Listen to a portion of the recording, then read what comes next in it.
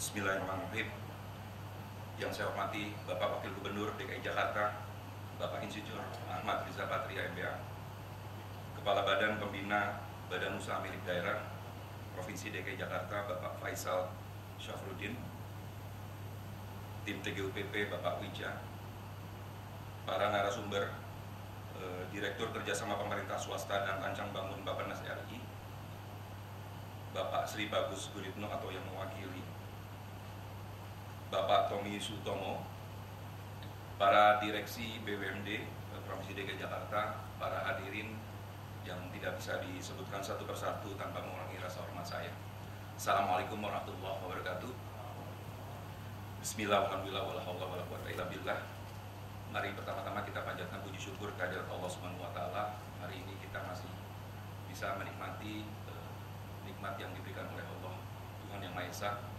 Kita hari ini pertama berkumpul Pak Wagub BUMD Academy setelah dari masa krisis pertama COVID, dan saat ini juga kita masih dalam suasana yang memang tetap waspada dan prihatin terhadap COVID ini. Semoga juga kita tetap melakukan menjaga protokol COVID yang sudah kemudian dipastikan oleh tempat kita saat ini di Novotel, sehingga kita tetap menjaga kesehatan kita bersama. Bapak Wakil Gubernur yang saya hormati, izin melaporkan Pak, saat ini kita ingin melakukan workshop. Inspirasi ini memang datang dari berbagai pihak Pak, terutama dari Kepala Badan BPBMD kami Pak, untuk menggambarkan situasi saat ini tentang Jakarta dan BUMD di masa depan. Kita ketahui bersama pertumbuhan ekonomi Jakarta 18,1% kontribut ke nasional, Pak. Sehingga angka yang luar biasa cukup besar ini pastinya akan mempengaruhi secara nasional. Kemudian di triwulan pertama pertumbuhan ekonomi kita juga dalam kondisi yang juga prihatin Pak, dan berharapnya BUMD bisa melihat aspek yang lebih jelas, yang lebih tepat, yang lebih efisien dan efektif dalam situasi COVID yang kita belum ketahui bersama selesainya kapan. Pola ini yang nantinya mungkin kami membutuhkan arahan dari Pak Wagub dan juga nanti para narasumber, dan harapannya media ini bisa nantinya berbagi sesi, berbagi potensi antar sesama BUMD, karena cukup banyak BUMD Jakarta yang memang potensinya memiliki potensi yang luar biasa dari berbagai aspek potensi yang sudah kita ketahui bersama. Dan ini yang akan menjadi makalah kita hari ini, workshop KPBU yang akan kita adakan. Mudah-mudahan acara ini akan berlangsung hikmat, dan harapan kami dari panitia meminta kepada peserta semuanya untuk bisa konsentrasi dan menyumbangkan pikiran-pikiran nanti ketika kemudian kita ada sumber-sumber sharing dari narasumber yang memang kami cari tepat guna untuk bisa membuat kita bergerak bersama nantinya ke depan. Dari saya demikian Pak Wagub laporannya. Mohon maaf atas segala kekurangannya. Bila taufik wal hidayah. Wassalamualaikum warahmatullahi wabarakatuh. Secara resmi kepada yang terhormat Bapak Ahmad Riza Patria, disilakan.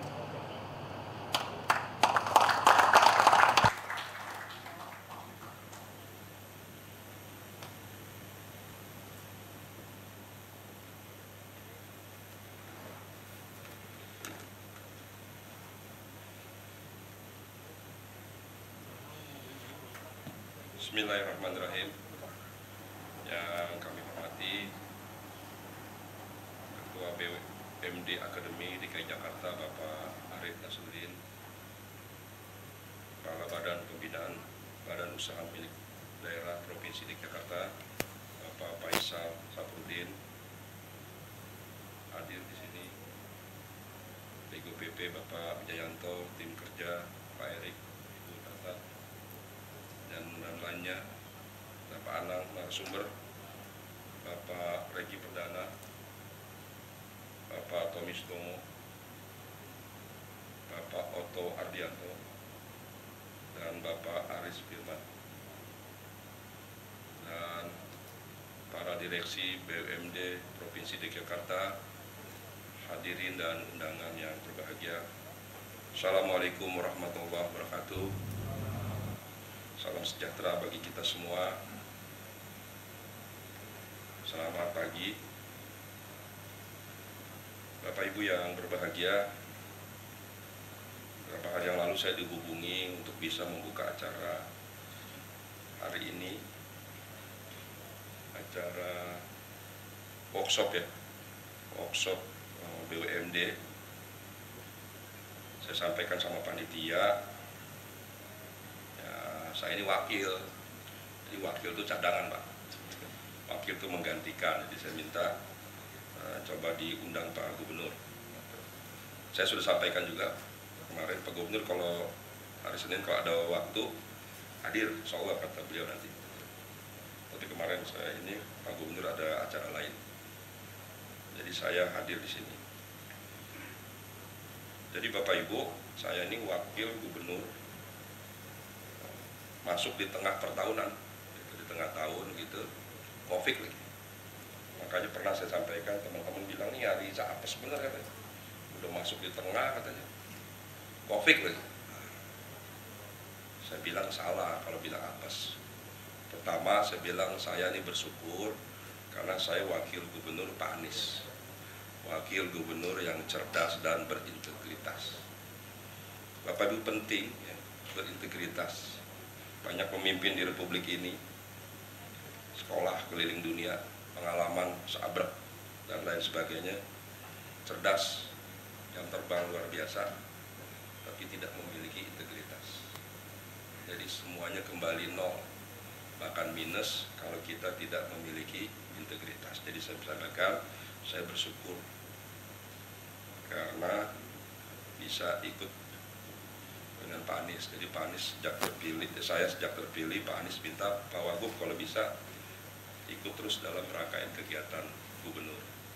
Sejak dilantik sehingga hari ini saya ikut Pak, seluruh rangkaian beliau dari pagi sampai sore, sehingga sore maghrib sampai malam baru saya menerima audiensi-audiensi yang pelimpahan daripada Pak Gubernur, atau yang langsung minta ketemu audiensi dengan saya, sehingga saya pulang ya jam 11:30 gitu di balik kota. Mungkin orang bilang ngapain ini Wagub kerjaannya nih, malam-malam begitu, kurang kerjaan. Ditambah memang saya karena aktivis sering bersosialisasi, jadi saya susah juga nolak. Tapi saya dikasih tahu TU ya semua sekali aja diterima. Jadi pola saya Bapak Ibu tuh beberapa meja itu saya terima sebentar-sebentar lah. Yang penting saya tampung, saya terima, saya teruskan. Mungkin ada di BUMD pusing juga, minta ketemu ya dari tetangga sebelah gitu ya.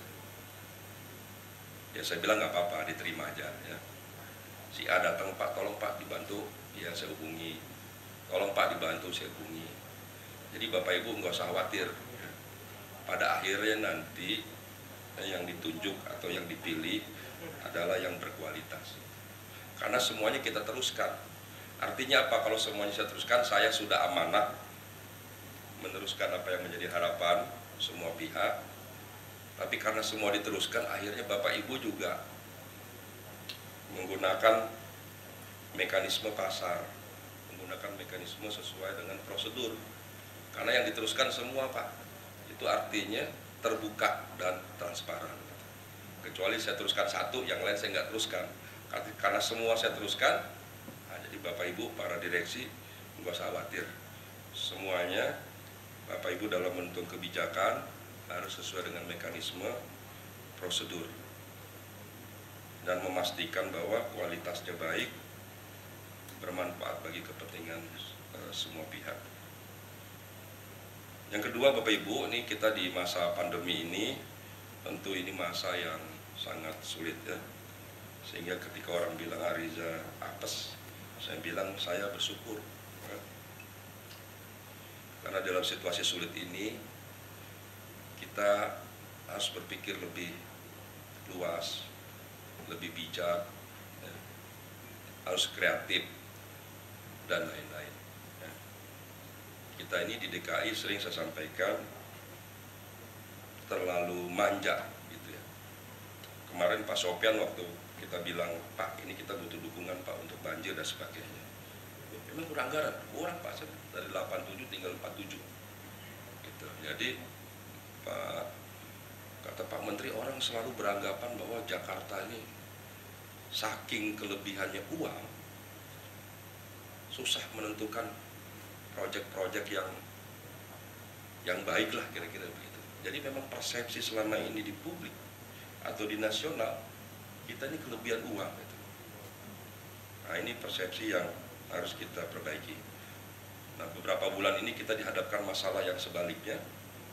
Justru kalau lihat data terkait pertumbuhan ekonomi, kita juga jadi berat DKI. Karena PAD kita bersumber pada pajak. Jadi apa yang disampaikan Pak Sofyan itu merepresentasikan pendapat banyak orang. Nah, ini kita perbaiki. Ya. Termasuk ya BUMD yang selama ini mendapat dukungan PMD, pernyataan modal daerah, ke depan tidak bisa lagi. Dan memang idealnya BUMD itu harus bisa survive dengan swasta. Nah, apalagi sekarang di masa pandemi ini. Jadi saya sampaikan, saya bersyukur dalam COVID ini karena kita harus bisa lebih giat lagi, lebih bekerja lagi. Ya. Hidup saya memang sejak kecil selalu dihadapkan pada berbagai kesulitan yang terjal, yang berliku. Sehingga kita memang harus lebih tangguh ya, sesuai dengan tema daripada ulang tahun kita Jakarta ini. Pak Gubernur tepat sekali memberi nama Jakarta Tangguh. Nah, jadi kita memang harus tangguh dalam beberapa hal. Dan alhamdulillah berbagai kebijakan yang ambil Pak Anies, kita bisa survive menghadapi pandemi COVID-19. Ini tantangan sendiri ya bagi kita semua. Dalam rangka pencegahan penanganan. Sejauh ini kita baik berhasil menjadi rujukan, pijakan, dan lain sebagainya. Kedua, tantangan kedua, nah inilah tantangan kedua yang tidak kalah penting. Bagaimana kita bisa mengembalikan pertumbuhan ekonomi, mengembalikan kegiatan-kegiatan ekonomi, dan jujur untuk yang kedua ini sangat bergantung pada peran kita semua, Bapak Ibu khususnya dari BUMD. Karena kebijakan yang diambil oleh pemerintah provinsi berupa regulasi tidak bisa lagi memberikan penyertaan modal. Jadi saya yakin Bapak Ibu dengan kemampuan dan pengalaman yang ada bisa survive. Kalau kita lihat data ya, data pada pertumbuhan ekonomi kuartal 1. Nah, datanya ini kita lihat bahwa pertumbuhan ekonomi kuartal 1 itu 2,97. DKI masih 5,63%. Inflasinya nasional 0,1, DKI 0,33. Kontribusinya 18,1% ya, perekonomian nasional. PMA-nya 7,69, PMDM-nya turun 33. Jadi ini datanya. Jadi kita mengalami konstruksi yang terkoreksi APBD kita sampai 55%, dari 87 sampai ke 47. Ini data yang harus kita hadapi ke depan. Kemudian yang harus kita lanjut,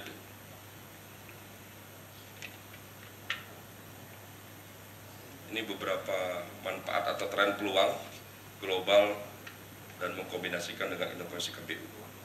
Di beberapa negara ada beberapa strategi, seperti di Singapura sejak tahun 60 memanfaatkan labor insentif petrochemical, elektronik, banking ya. Sampai pada tahun 2000-an dia merubah dari mikrochip pabrikan masuk ke knowledge economy ya, atau mencari future dan sunrise industry. Dan hasilnya luar biasa, income per kapitanya dari 600 tahun 60-an sudah mencapai 53.000. Kemudian kalau kita lihat Korea Selatan di tahun 60, mulai dari agricultural based economy, export oriented, sampai dengan masuk pada fokus pada teknologi dan inovasi. shipbuilding, petrochemical, steel, elektronik, dan high-tech high-jet. GDP-nya per kapita sudah mencapai 30.000, ya. Masuk dalam 10 eksportir dunia terbesar. Kemudian kalau kita lihat di Vietnam, ya, ini yang mirip dengan Indonesia, bahkan harus dia di bawah Indonesia tapi bisa survive, bergeser sudah masuk pada knowledge economy, agresif memanfaatkan free trade agreement. Nah, ini kita yang tertinggal dari Vietnam, ya. Harusnya kita bisa memanfaatkan free trade agreement. Fokusnya pada export oriented, support, dan transportasi. GDP-nya dari 2.400, ya, sudah mencapai 2.400. Ekspor mobilnya sudah 45 miliar dolar. Ekspor ke Cina naik signifikan dari 93 di tahun 2017 mencapai 10,5 miliar dolar. Bapak Ibu, perspektifnya apa? Jadi menyiapkan membangun industri berbasis pada knowledge dan inovasi. Nah, ini kita yang tertinggal. Harusnya Jakarta bisa menjadi terdepan sebagai sebuah ibu kota, pusat berbagai kebijakan, isinya orang pintar semua. Pusat permodalan di Jakarta harusnya bisa mengedepankan knowledge dan inovasi. Kalau kita melihat peluang kebutuhan global dan regional, Singapura membangun refinery, refinery petrochemical. Jadi kita memang tertinggal dari Singapura dalam berbagai hal.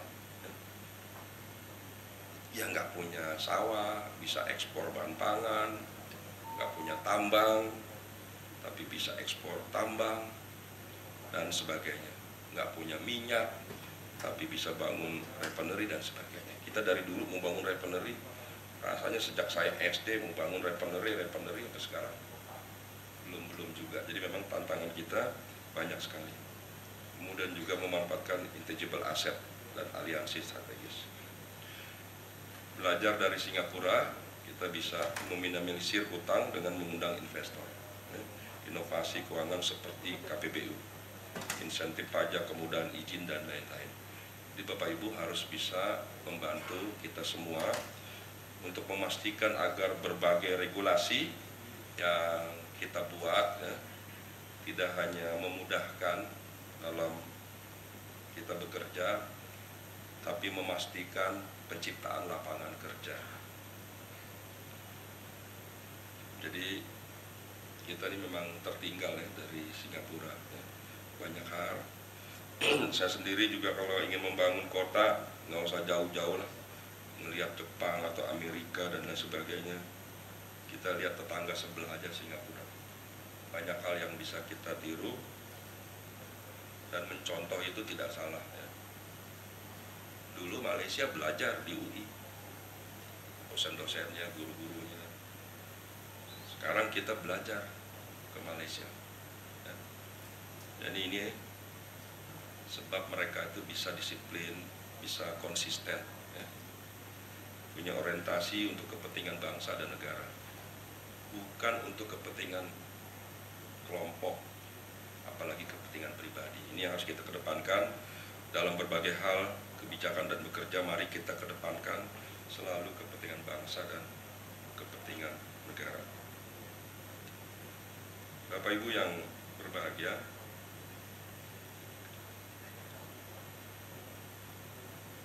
saya sering menyampaikan bahwa ini BUMD tidak boleh manja. Ini kata yang mungkin gak enak didengar oleh kita semua, tapi ini mudah-mudahan bisa memecut, ya, memotivasi kita untuk bisa membuktikan bahwa kita bisa eksis. Harapan kita besar. Saya sering menyampaikan di berbagai rapat, di depan para pimpinan, di depan Pak Gubernur. Saya sampaikan begini,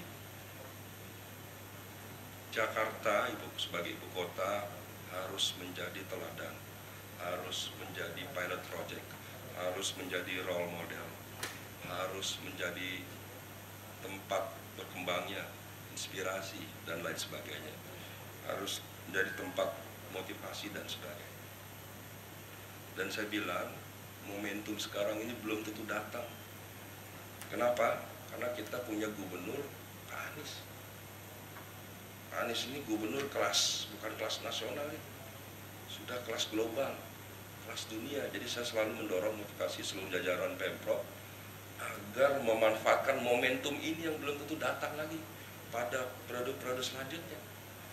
Ya namanya gubernur ya cuma 2 periode, bukan seperti dulu seumur hidup presiden. Jadi momentum ini harus dimanfaatkan semaksimal mungkin. Makanya saya hadir di sini. Tugas saya membantu gubernur semaksimal mungkin. Apa yang saya miliki, tenaga, pikiran, waktu, saya manfaatkan untuk kepentingan. Apa yang saya maksud? Semasa di kepemimpinan Pak Anies ini, Jakarta harus mampu membangun sebuah sistem. Semua sektor, semua bidang. Sistem yang nanti bisa menjadi rujukan, pedoman, sistem yang bisa menjadi bagian yang digunakan oleh provinsi lain, bahkan menjadi satu sistem di berbagai pihak yang bisa menjadi rujukan nasional. Nah, kita bersyukur berbagai kebijakan diambil Pak Gubernur dalam hal pencegahan dan penanganan COVID-19. Jakarta berhasil memimpin berbagai regulasi dan kebijakan dalam rangka pencegahan. Dan alhamdulillah hasilnya baik. Nah, kami mendorong semua bidang, semua sektor, dan hari ini Bapak Ibu, para pimpinan BUMD juga bisa menjadikan BUMD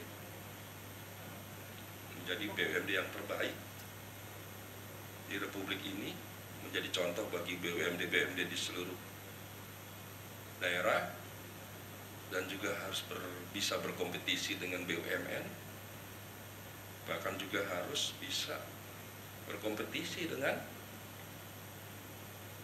swasta.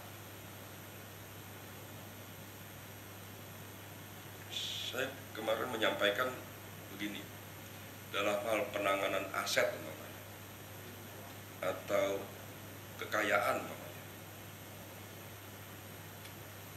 kalau kita pribadi, orang tua kita, keluarga, itu kalau punya aset, tanah, tabungan, apa yang pasti di situ? Yang pasti kita tahu berapa jumlahnya, ditaruh di mana, siapa yang pegang kendali, apakah bapak, ibu, atau siapa. Yang kedua, kalau dipegang oleh dunia usaha atau swasta, sama dia. Pasti diketahui berapa jumlahnya, siapa yang pegang kendali, bahkan dipakai untuk apa. Nah, kalau yang pertama belum tentu ketahuan dipakai untuk apa, kadang-kadang disimpan aja, atau dibikin kontrakan aja lah, kayak Betawi gitu, aset atau uangnya. Dan yang kedua ini kalau dipegang oleh swasta, dia selalu berpikir bagaimana aset ini punya nilai tambah, harus memberikan keuntungan, tercatat dengan baik. Nah, yang masalah nih yang ketiga, kalau aset keuangan dipegang oleh pemerintah. Kalau dipegang pemerintah,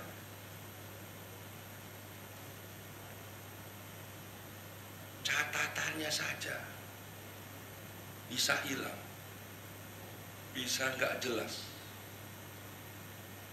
Catatan itu pembukuannya. DKI ini punya tanah berapa bidang, di mana saja, statusnya seperti apa, apakah sudah sertifikat atau belum, apakah giring, bahkan terhadap beberapa bidang yang sudah kita bayar, itu tidak terpusat, tersentralisasi pendataannya dan sebagainya. Sehingga sampai hari ini terjadi seperti pembelian tanah yang dilakukan oleh kita sendiri, tanah milik kita dibeli kita sendiri, dan lain-lain. Karena pencatatannya tidak baik. Anggaplah itu karena teknologi tertinggal, anggaplah dulu karena lalai dan sebagainya. Tapi tidak jarang memang karena ada oknum-oknum. Kemarin diskusi sama Pak Yusuf Kalla, sama Pak Polisi Bowo, ya tidak jarang itu sertifikat itu ada di laci staf gitu. Jadi bagaimana di Republik gitu. Kalau Jakarta begini, bagaimana provinsi lain, kira-kira begitulah gambaran saya gitu. Jadi surat-surat penting itu bisa tidak terdistribusi, tersimpan secara baik. Ini masalah kita. Ya kalau catatannya bisa begitu, ternyata fisiknya juga bisa begitu gitu. Jadi bayangkan fisik yang luas, yang lebar gitu, yang kelihatan. Kalau catatan kan betul-betul kelihatan gitu. Fisiknya juga bisa hilang, bisa berpindah gitu. Nah, jadi ini masalah-masalah kita dalam penanganan aset kekayaan kita masih bermasalah. Inilah ke depan kita akan melakukan pendataan, pencatatan, identifikasi. Itu baru pencatatan kekayaan kita, belum pemanfaatannya. Nah, pemanfaatannya lebih parah lagi.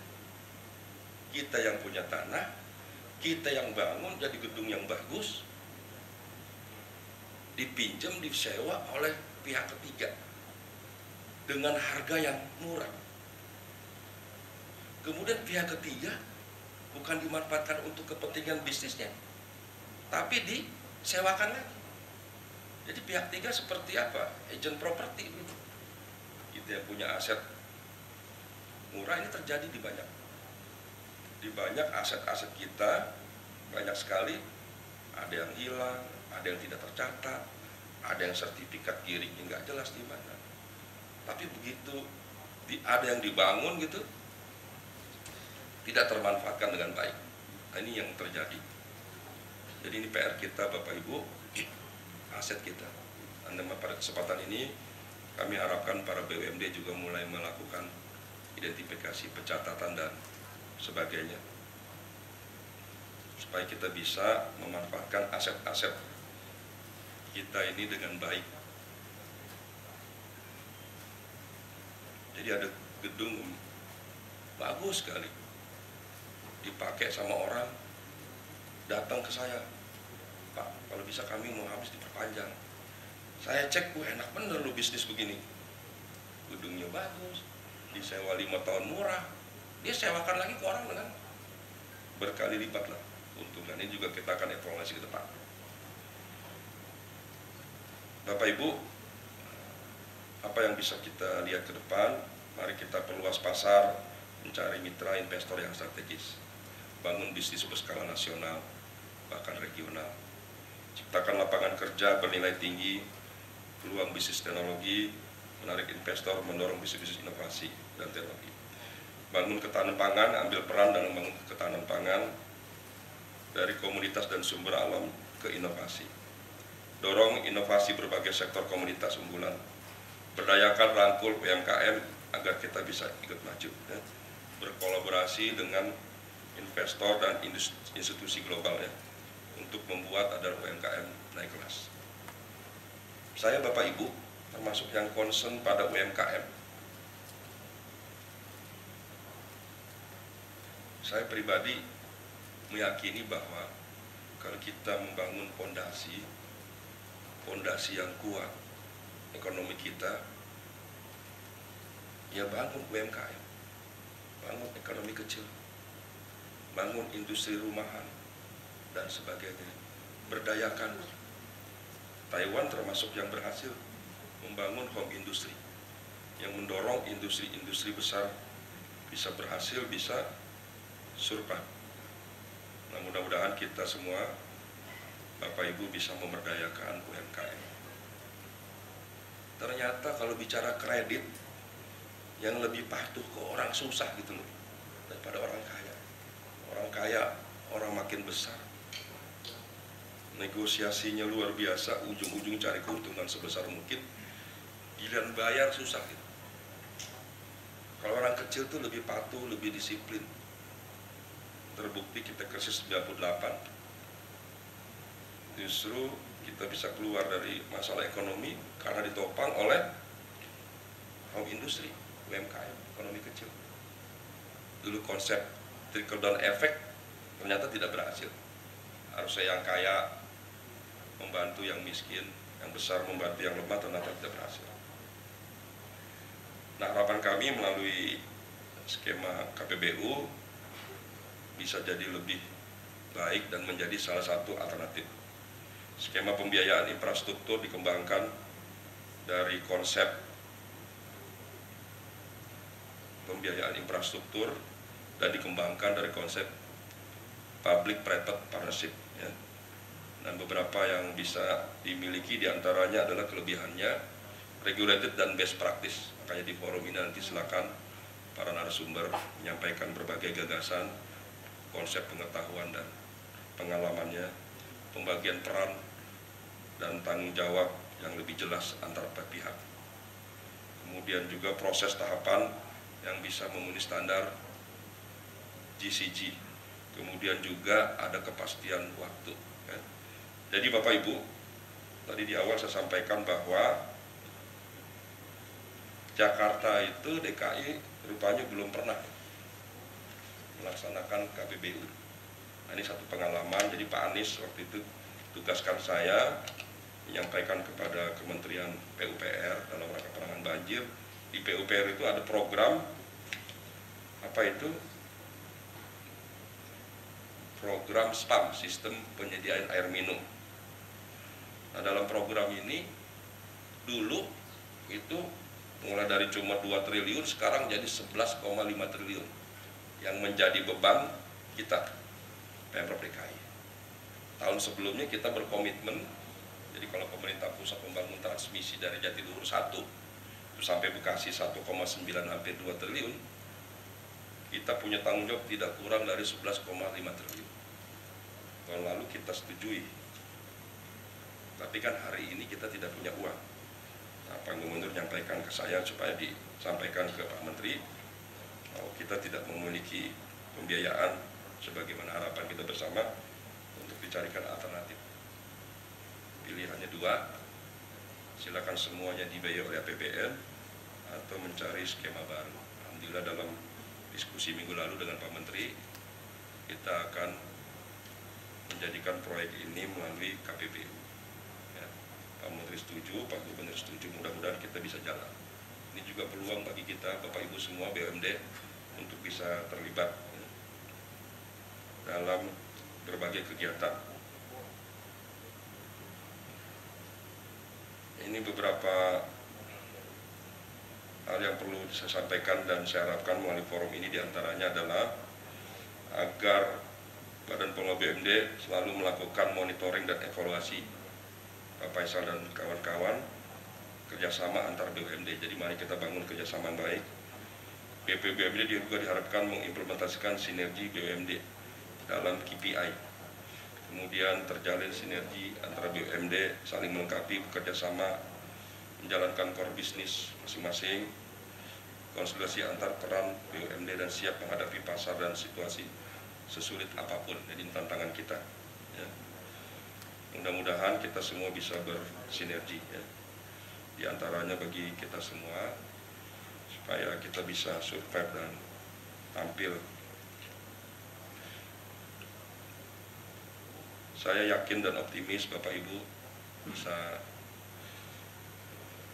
menjalankan tugas sebagai pimpinan Direksi BUMD dengan baik dan bisa memberikan nilai tambah bagi Pemprov DKI, bagi warga Jakarta, bagi dunia usaha. Saya kira demikian ya, beberapa poin yang saya sampaikan. Saya ini bukan orang ekonomi, Pak. Jadi kalau disuruh bicara ekonomi, saya ngomong apa nih ya? Udahlah singkat-singkat. Tapi kalau udah ketemu mic ini kayak susah bener berhentinya.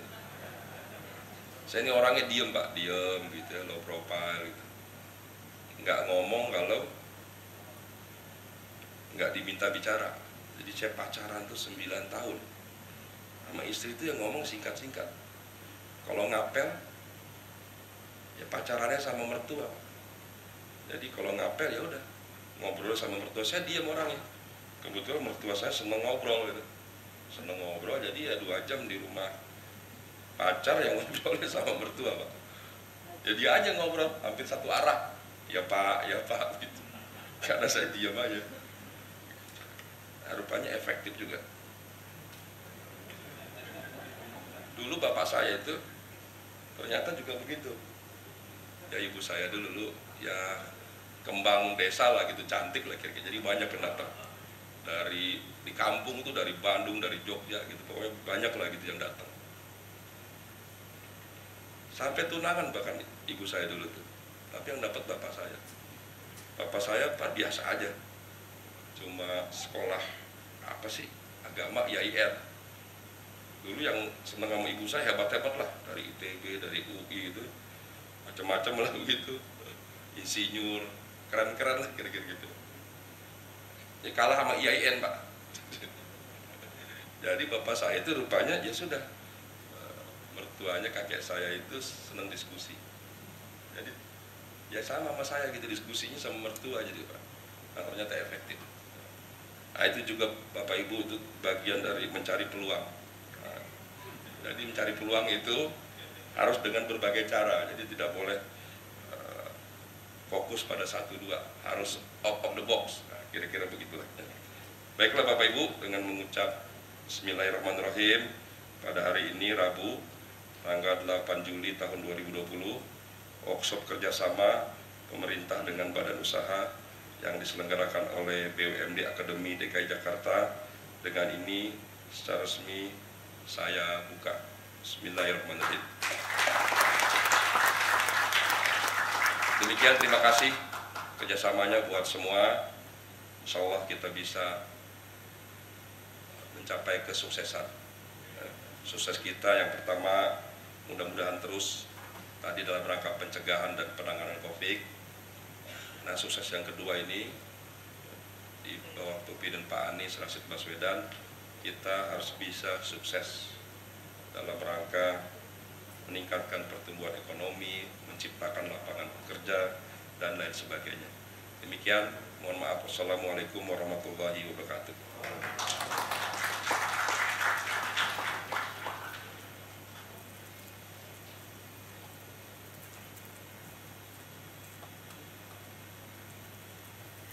Bapak Ibu hadirin undangan yang kami hormati, demikianlah acara pembukaan workshop kerjasama pemerintah dengan badan usaha yang diselenggarakan oleh BUMD Akademi DKI Jakarta.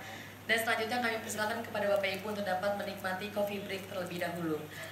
Atas perhatiannya kami ucapkan terima kasih. Wassalamualaikum warahmatullahi wabarakatuh.